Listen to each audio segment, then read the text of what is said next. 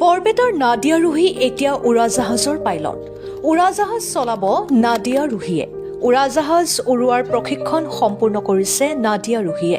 প্ৰশিক্ষণত সুচাৰুৰূপে ৰুহিয়ে উৰাজাহাজ টেক অফ আৰু লেণ্ডিং কৰিবলৈ সক্ষম হৈছে। নাদিয়া ৰুহি এতিয়া উৰাজাহাজৰ পাইলট। সৰুৰে পৰা পাইলট হোৱাৰ সপোন দেখা ৰুহিৰ সপোন পূৰ্ণ হ'ল এতিয়া। ডাক্তৰ ইঞ্জিনিয়াৰ হ'বলৈ ইচ্ছা নকৰা ৰুহিৰ ইচ্ছাক পৰিয়ালৰ লোকেও পূৰ্ণ সমৰ্থন দিছিল। মেডিকেল টেষ্টত বাছনি হোৱাৰ পিছতেই পাইলটৰ পাঠ্যক্ৰম আসন ল'বলৈ সক্ষম হয়। নাদিয়া ৰুহিক চতুৰ্থটো চলু পৰীক্ষাৰ অন্তত কৰ্তৃপক্ষই প্ৰদান কৰে উইং।